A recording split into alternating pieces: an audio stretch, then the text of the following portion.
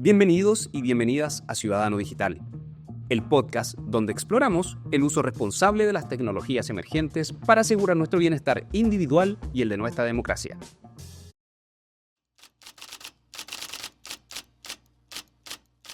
Hola, hoy en Ciudadano Digital estamos con Arturo Arriagada, acá un colega, doctor en Sociología de la London School of Economics y Ciencia Política. Actualmente es profesor asociado de la Escuela de Comunicaciones y Periodismo acá en la Universidad Adolfo Ibáñez. Y él investiga temas de redes sociales, plataformas, y vamos a conversar mucho sobre eso hoy. Además, es el director de Cultura Social Media, un laboratorio de investigación que está acá en la universidad, y vamos a ver un poquito más en un poco rato. Arturo, ¿cómo estás? ¿Qué tal, Quique? Muy bien. La primera duda que nosotros tenemos, tú vienes hace rato estudiando temas de redes sociales. Antes estudiaba así, medios sociales, redes sociales, y ahora hablas de plataformas. Y estamos hablando de las plataformas. ¿Es lo mismo las redes sociales y las plataformas o cómo hemos ido aprendiendo de ellos? Porque tú has trabajado primero en política, después con influencer y ahora estás en temas de trabajo. Si me puedes contar un poco de esa idea de las plataformas. O sea, básicamente las plataformas son infraestructuras tecnológicas que permiten la producción y la gestión de datos digitales. Esos datos representan características de personas, no sé, duración de una canción, contenidos de streaming, etcétera, etcétera. Y la gracia que tiene una plataforma es que se sitúa como infraestructura tecnológica y como empresa entre la oferta y la demanda de un bien determinado o de un servicio determinado. Entonces así podemos ver plataformas de streaming, plataformas de música, plataformas para transportarse, plataformas para contratar gente, plataformas para realizar tareas o trabajos por encargo, etcétera, etcétera. El modelo de la plataforma finalmente es un modelo, si se quiere, comercial, donde se desarrolla una tecnología que permite acumular esta gran cantidad de datos para intermediar entre la oferta y demanda de un bien o servicio. Me preguntaba por la diferencia con las redes sociales o con los medios sociales online. Si bien los medios sociales online son plataformas, tienen un rango como acotado hasta el momento, digo, en el que después mutaron en otra cosa, pero inicialmente un medio social online era un medio que te permitía crear contenido y compartirlo con una red de amigos. El modelo comercial de una red social o de un medio social fue mutando a lo que se entiende hoy día como el modelo comercial de una plataforma, ¿no? Que a través de los algoritmos logra producir y manejar y gestionar un gran volumen de datos para no solo compartir contenido o compartir información, sino que también para ofrecer distintos servicios o bienes a través de la plataforma. ¿Y cómo llegamos de la sociología y el periodismo, tú también eres periodista, a empezar a investigar sobre los datos? ¿Cómo se da esta relación? Porque no empezaste directamente con los datos, estabas viendo los influencers y lo que ellos hacen luego. Entonces ahora llegaste a como parece que el punto de unión entre estos diferentes actores son los datos. Son los datos y son las actividades que realizan tanto para producir datos como para construir una marca propia y gestionarla en las distintas plataformas digitales, desde medios sociales online a otras. Pero tiene que ver con las actividades. Yo en el año 2015 empecé a investigar la industria emergente en ese entonces de los influencers en Chile. Eh, y en esos años me di cuenta que era un sistema bastante complejo de reglas y de actores que formaban parte de una actividad que se hacía visible con el video, la foto del influencer de turno que promocionaba algo. Pero habían agencias de publicidad y marketing, habían empresas que medían la performance de esos contenidos, las mismas plataformas con sus términos y condiciones y con sus transformaciones técnicas, que aparecían las historias en un momento, que aparecían otras eh, como features, ¿no? de las aplicaciones. Pero era una actividad. Y luego de eso, por una cuestión, yo te diría que contingente, que fue el estallido social. Ujú. Yo llevaba investigando a los influencers un montón de tiempo y cuando se da el estallido social, como que me sentía sin tema. O sea, como que yo estudiaba un mundo que estaba solamente muy vinculado y asociado con el consumo, y muy alejado como de la política, si se quiere, o de una eh, mirada política respecto de su propia actividad también. Em, y en ese momento yo ya venía observando las actividades que realizaban conductores de Uber y otras aplicaciones digitales, repartidores Ujú. también de otras apps, y me di cuenta que ahí había otra actividad que dependía también de una plataforma. Entonces fue como el paso lógico empezar a explorar también esas actividades en el contexto chileno, que también tiene como ciertas características que hacen de estas actividades o de estos trabajos algo que es distinto en algunas cosas con las actividades de un influencer o de un trabajador gig o repartidor de, de- de alguna aplicación digital en Estados Unidos o en Europa. Oye, Arturo, ¿y tenemos alguna cifra de más o menos de cuánto representa la economía o qué tamaño tiene en Chile las personas que trabajan para estas plataformas, Bueno, con estas plataformas? hoy día el Instituto Nacional de Estadística lleva ya hace un tiempo haciendo mediciones experimentales y se está hablando de cerca de un 3% de la fuerza laboral que realiza alguna actividad laboral mediada por plataforma.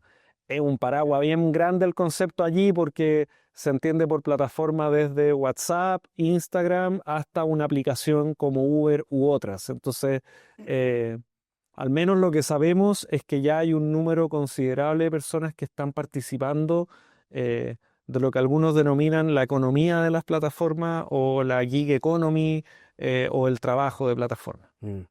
Y además, aunque no sean muchos, digamos, estoy pensando que si son 3% de la fuerza laboral, finalmente esos trabajadores funcionan, sus clientes somos muchos más, pues, digamos, todos interactuamos con personas que trabajan en plataformas a través de del transporte, de los Uber o de las otras aplicaciones que hay, de pedir cosas online también, de comprar online, como que Ujú, parece que fueran más. De hecho, los niños, cuando uno habla con ellos también, los influencers, te dicen que ellos quieren ser youtubers cuando vean, que ujú. quieren ser influencers. Es como una opción de trabajo.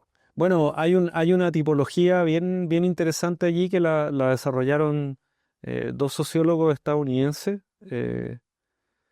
Steve Ballas y Juliet Shore, que ellos proponen como un tipo de trabajador de plataforma, ¿no? Dependiendo de ciertas eh, características del trabajo. Por ejemplo, los influencers son un tipo de trabajador de plataforma teniendo en cuenta que pueden hacer su trabajo de forma remota, por ejemplo, y que dependen de una plataforma para realizarlo, pero hay otro trabajo de plataforma que es el repartidor y el conductor que no puede hacer ese trabajo en cualquier parte, sino que está como, eh, es dependiente también de un territorio determinado, ¿no? En el que puede realizar esa actividad, o los programadores, por ejemplo, que están desarrollando algoritmos, ponte tú, también es un trabajo remoto que se puede hacer desde cualquier lugar, y que requiere también cada uno de estos trabajos que te estoy nombrando de habilidades particulares. No sé, ellos también hablan de que incluso eh, los, los- los diseñadores, por ejemplo, también son otro tipo de trabajadores hoy día de plataformas que Mm. también, la gracia que tiene la plataforma es que muchas veces te permite también hacer este trabajo de forma remota. Si le agregamos a esta conversación la pandemia, obviamente se abrió un mundo allí en torno al trabajo remoto y a las posibilidades que hay hoy día de trabajar de forma intermediada por distintas plataformas, desde Teams, Zoom hasta Uber. Y de hecho hay como otro sector asociado que va desarrollando una economía paralela que aloja a estos trabajadores, ¿no? Estoy pensando en los nómadas digitales, ¿no? Y países que han creado toda una economía, ¿no? Portugal, que te da una visa para ir a trabajar como nómade digital en este trabajo a distancia que muchas veces tiene que ver con esto. Quizás te voy a sacar un poco del tema específico, pero el tema de las tecnologías y cómo se incorporan en el trabajo siempre como que ha ido dando miedo. Esta idea del pánico moral de que viene una nueva tecnología, nos va a reemplazar a todos.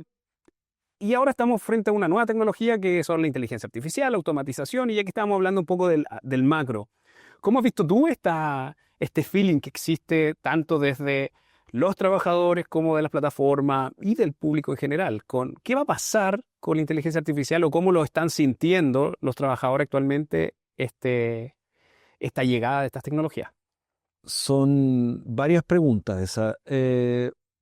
Así como a nivel general, creo que todavía todo este como entusiasmo que hay en torno a la inteligencia artificial, por ejemplo, no se condice necesariamente ni con el nivel de conocimiento que tienen las personas que trabajan hoy día en distintos mercados, independiente de que en ciertos mercados e industrias sí se esté incorporando la inteligencia artificial como una herramienta importante para acelerar procesos o para abaratar costos.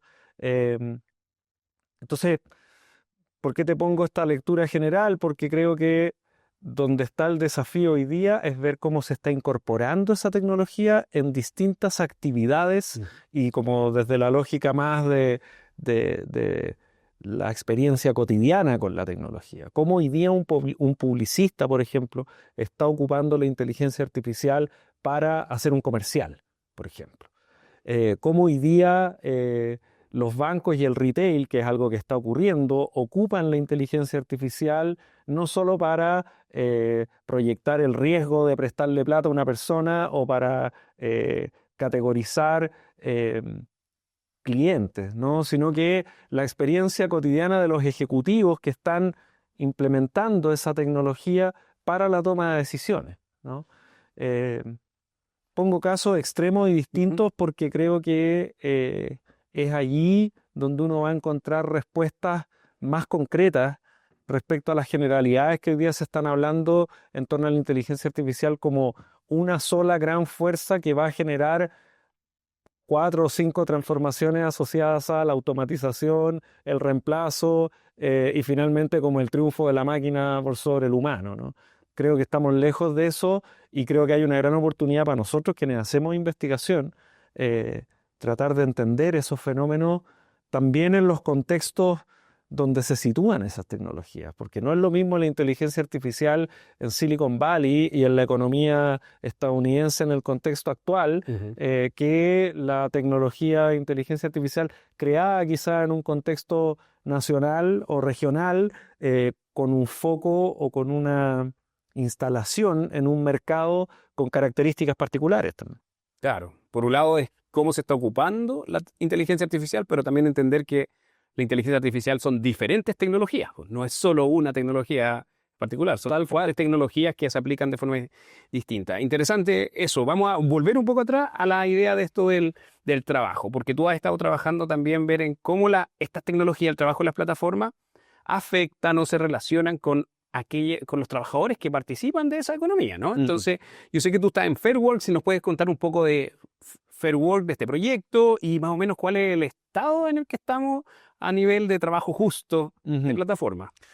Bueno, después puedo comentar un poco más, pero estoy en varios proyectos relacionados con el estudio del trabajo. Fairwork es uno de ellos y en simple Fairwork es un proyecto de investigación-acción que lo que intenta es comprender las dinámicas laborales de las personas que trabajan en la economía de las plataformas, este 3% si se quiere, desde la lógica del trabajo justo. Entonces lo que se intenta en el fondo es explorar las condiciones laborales de estas personas teniendo en cuenta que los mercados que se han originado en torno a las plataformas que se han instalado intermediando estos servicios muchas veces se basan en asimetrías de información, en asimetrías de poder, que se traducen en condiciones laborales que no son las mejores para quienes están trabajando y prestando servicio o vendiendo bienes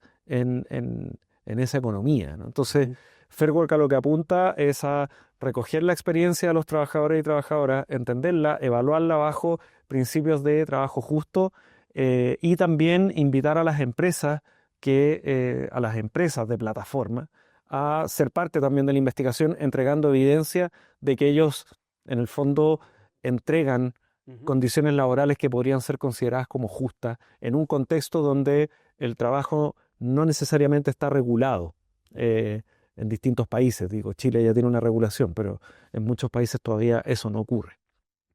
¿Y cuál sería el resultado de esto? Digamos, ¿cómo estamos? En Chile hemos hecho 3 estudios basados en la metodología Fair Work y hemos podido dar cuenta de las particularidades del contexto chileno en la economía de las plataformas. Vemos que en la medida que se ha ido desarrollando este mercado, específicamente estoy hablando de empresas de transporte y de reparto, ¿ya? Se han ido generando mejores condiciones para quienes son parte de esta economía. Una gran ventaja que declaran los trabajadores de plataforma en Chile es como la autonomía que encuentran en este tipo de modelos de trabajo, ¿no? Que pueden entrar y salir de la aplicación, que pueden ellos elegir sus tiempos, cuándo trabajar, cuándo no, y que eso lo valoran mucho en comparación a trabajar en un trabajo de tiempo completo, con horarios donde no necesariamente ellos se sienten autónomos y se sienten muchas veces más controlados que lo que podría ser el control algorítmico, ¿no? Pero por otro lado, nos damos cuenta de que es bastante, si bien en Chile ya hay regulación para este tipo de trabajos, el de reparto y el de transporte, todavía hay mucho por hacer. ¿Por qué? Porque hay bastante opacidad, por ejemplo, respecto a cómo funcionan los algoritmos de las plataformas para darle la posibilidad de tomar un pedido o tomar el transportar a una persona en número rápido. La opacidad del algoritmo. De que no sabemos cuáles son los criterios que priman para asignarle a un conductor o a un repartidor el que pueda tomar ese pedido. El que no sabemos, por ejemplo, si es que esos algoritmos discriminan en base a ciertos criterios que pueden ser de género, de edad, de ubicación geográfica, y no solo por el rating que tiene cada uno de los que está prestando el servicio. Y esa es información importante también para quienes trabajan en esta economía, porque lo que sabemos hoy en día es que estas empresas lo que les permite funcionar de mejor forma es que la mayor cantidad de gente esté disponible para tomar pedidos o para repartir a alguien. El problema es que eso afecta, por ejemplo, la definición del precio. Porque supuestamente la tarifa dinámica lo que hace es que hace que el precio sea dinámico. No sabemos cuánto se le paga a los trabajadores cuando toman un pedido o cuando deciden transportar a alguien. Esa es información que ellos no tienen hasta último minuto. Es decir, ellos saben cuánto les va a pagar la aplicación después de haber hecho el trabajo. Claro. O también hay temas asociados a seguridad. Hoy día el modelo del trabajador de plataforma, avalado por la ley que existe en Chile hoy día, pone todo el riesgo en quien está realizando la actividad. Si alguien tiene un accidente, por ejemplo, si es que alguien sufre un asalto o si es que alguien es violentado por un cliente, está completamente desprotegido porque no hay ningún tipo de protección por parte de la empresa, porque no quiere reconocer y el modelo impide reconocer la existencia de un vínculo laboral. Aquí no existe la figura del trabajador. Existe el colaborador, el socio conductor y toda una serie de eufemismos referidos a quien está prestando el servicio, pero que por asuntos legales no se puede reconocer un vínculo laboral porque el modelo comercial de estas plataformas incentiva a que existan colaboradores y no trabajadores. ¿Y cómo se lo toman esto los sindicatos, los grupos organizados de trabajadores o los otros gremios que pueden ver un poco competencia desleal en esta pasada? ¿Y cómo se lo toman las empresas también? O sea, ¿están tratando de adaptarse o en realidad el modelo de negocio es así, lo van a tratar de seguir estrujando hasta que les dé, digamos? O sea, en simple el modelo de negocio es ese. Nosotros en los estudios que hacemos en Fair Work hay una dimensión que tiene que ver con la existencia de organizaciones que sean de trabajadores, que sean escuchadas por la empresa, porque no podemos hablar de sindicato, porque como no hay relación laboral, no existen sindicatos, pero tampoco existe de manera consistente y validada por ambas partes el reconocimiento de asociaciones de trabajadores o trabajadoras de plataforma que intentan mejorar sus condiciones o que intentan hacer ver cuáles son las problemáticas que hoy día están viviendo al realizar este tipo de tareas. Entonces es complicado porque lo que se ve como un fenómeno eh, como una actividad en el fondo que trae un montón de beneficios.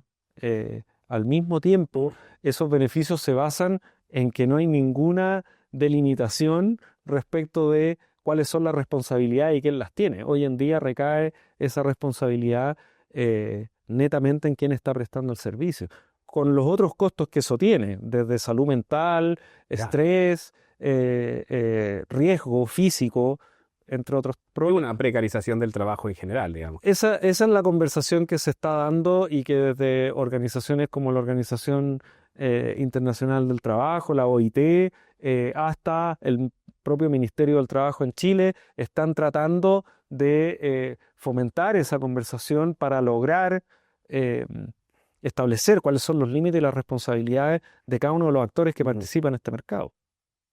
Súper interesante y queda harto por hacer, supongo. De todas formas, en este mercado hay muchos trabajadores, ¿no? Personas que se involucran y por las razones que tú dijiste. Y ellos igual tratan de predecir cómo funciona este algoritmo y tratan de funcionar ahí. Entonces, dos conceptos que me gustaría que pusiera ahí en discusión, que esta idea de si acaso ellos están domesticando el algoritmo, que es una forma de mirarlo, cuando dice yo trato de hacerle el juego y ganar más plata porque ya me lo aprendí, o en realidad es una subordinación algorítmica. ¿Qué están? ¿Se están sometiendo o en realidad sí lo están controlando? ¿Se nos puede explicar los conceptos y luego...? Claro, una de las, en el fondo, una diferencia importante entre este tipo de trabajos y otros es que finalmente el algoritmo de la plataforma es quien va gestionando y controlando las actividades que realizan los distintos trabajadores, que son distintas. En el caso de un conductor de Uber, el algoritmo lo premia con visibilidad, por ejemplo, para que pueda tomar más pedidos si es que tiene un buen rating, ¿ah? El algoritmo de Instagram premia con visibilidad a influencers o creadores de contenido que se muestran de tal forma o que publican a cierta hora su contenido para que adquiera más visibilidad. Y así sucesivamente, ¿no? No sé, el algoritmo de Spotify premia con visibilidad en listas a canciones que tienen una cierta duración, que no tienen silencios, por ejemplo, y premia también estilos de música, en fin. ¿Y son conscientes quienes trabajan en eso de eso? Claro, o sea, quienes están inmersos en este ecosistema de plataformas van entendiendo y van desarrollando lo que se denomina como un conocimiento tácito respecto a la actividad que realizan y la plataforma que están utilizando como para poder bypassear ese control algorítmico o para poder sumarse a lo que ellos entienden o ellas entienden son los criterios que premia el algoritmo, Claro. ¿no? Y hay varios estudios al respecto que se han hecho en estos distintos tipos de actividades y es interesante porque los hallazgos apuntan a que se da una combinación entre domesticación y, si se quiere, como ser víctima, ¿no? de ese control algorítmico. Te pongo un ejemplo ahí, y perdón la autocita, pero cuando yo investigaba a los influencers, una de las cosas que más me llamó la atención era la capacidad que tenían ellos y ellas, no solo de entender cómo funcionaba el algoritmo de Instagram, por ejemplo, cuándo subir un contenido, qué tipo de contenido, a qué hora, en qué día, en fin, sino que también eran capaces de adaptarse rápidamente a la evolución de Instagram como plataforma. Que un día la foto tenía tal formato y que al día siguiente el algoritmo cambiaba y no solo cambiaba el formato de la foto, sino que la visibilidad y por ende la plata que perciben porque ya no lo estaba viendo mucha gente y ya no estaban creciendo tanto. Y ahí nos dimos cuenta en esa investigación que hicimos con Francisco Ibáñez que en el fondo hay una capacidad de agencia muy presente en las actividades de los trabajadores de plataforma, no solo para predecir cómo funciona el algoritmo, sino que para adaptarse y para poder entender y alimentarlo en la medida que sirva a sus fines, ¿no? Ya. Visibilidad en el caso de los influencers, menor control en el caso del conductor de Uber, o buscar formas de generar mayores ingresos, etcétera, etcétera. Entonces, yo te diría que más que extremos en términos de la idea de que somos víctimas o que controlamos el algoritmo, creo que hay que ponerse como en el medio, que a veces sí el algoritmo intenta controlar, pero la capacidad de agencia de los individuos permite también adaptarse y adaptar ese control a sus dinámicas cotidianas.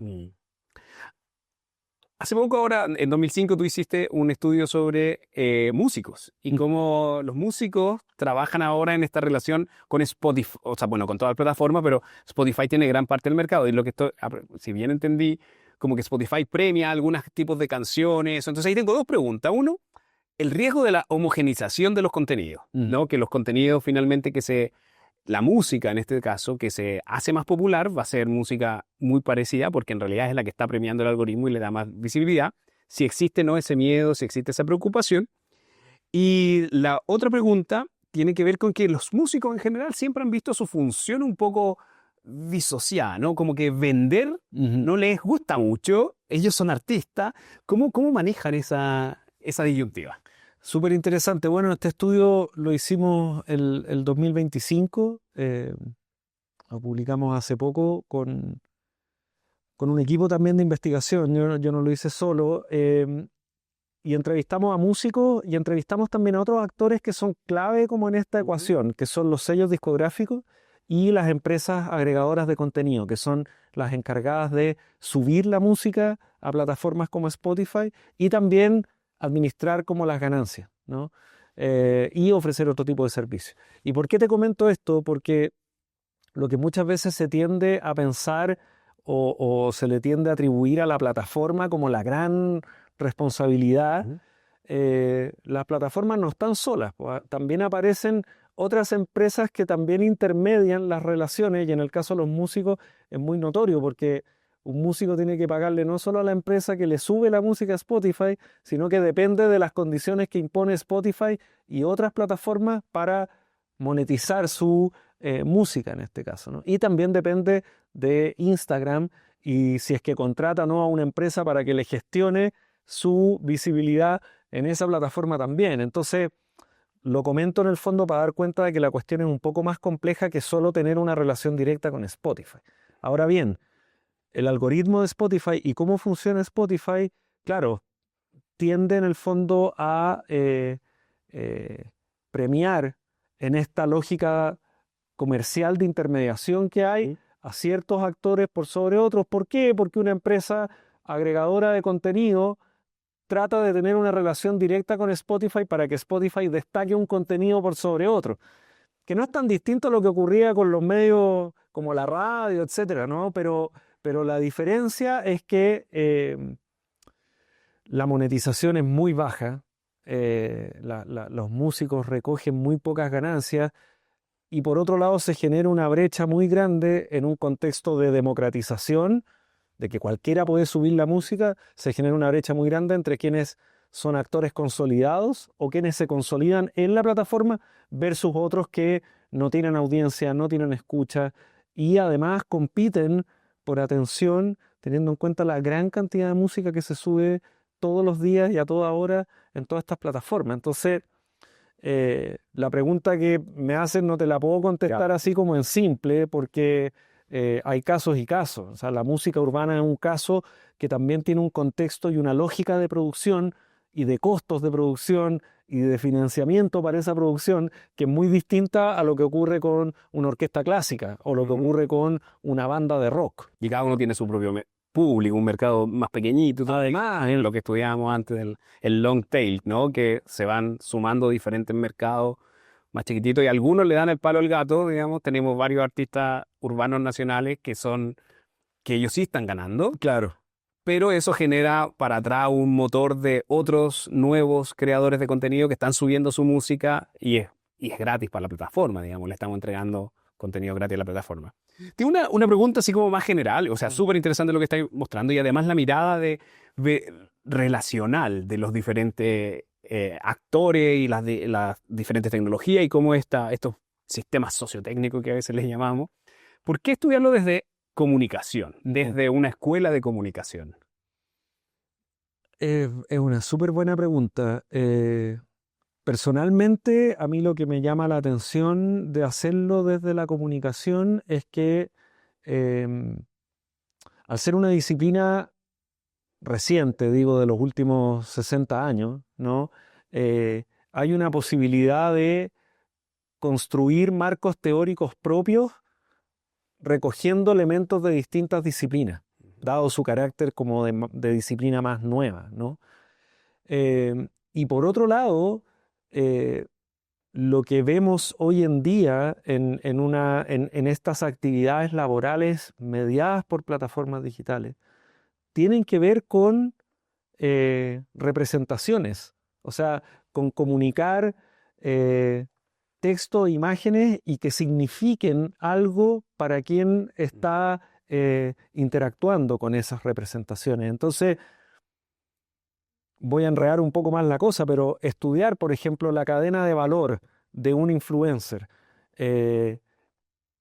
y cómo también esa cadena de valor está asociada a una identidad profesional y a una dinámica laboral intermediada por una plataforma que tiene sus lógicas comerciales.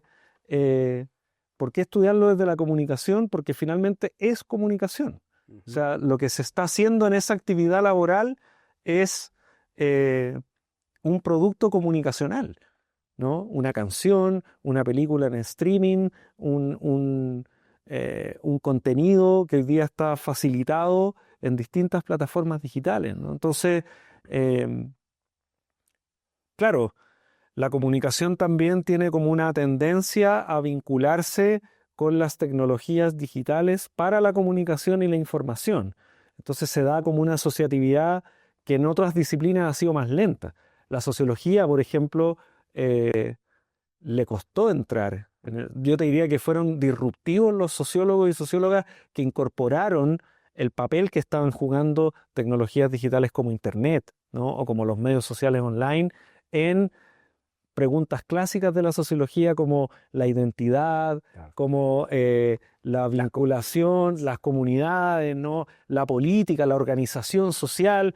Y hoy día lo que estamos viendo, dado el poder de las empresas de tecnología, vemos cómo inciden en distintos ámbitos de nuestras vidas, ¿no? Es lo que es un término que se está instalando ahora recientemente, pero es lo que se entiende como plataformización, básicamente, que es la dependencia de distintos ámbitos de la vida social, política y económica en plataformas digitales y en empresas de tecnología que también instalan sus propias reglas. Entonces, hoy día para un sociólogo, para alguien experto en comunicación, para un psicólogo, para un abogado, ese es como un campo de estudio ideal donde confluyen todas las disciplinas y un montón de temas que se están haciendo visibles y que muchos también son invisibles. Bueno, súper interesante, Arturo. ¿Dónde podemos buscar más tus estudios que estás mostrando? Yo invito a la gente que está viendo este programa, contenido, el nombre O escuchando. o escuchando, Leyendo, porque tiene... los invito a seguir al Laboratorio Cultura Social Media, Cultura Social Media en Instagram. También en la página web de la escuela está nuestro sitio web, Cultura Social Media. Y si googlean se van a encontrar fácilmente con el trabajo que estamos haciendo de investigación, con el estudio sobre Spotify, con los estudios de Fair Work, con los estudios de influencers. Así que nada, ojalá gente se interese en lo que hacemos. Muchas gracias, pues. Muchas gracias por este espacio y muchas gracias por escucharnos. Gracias a ustedes.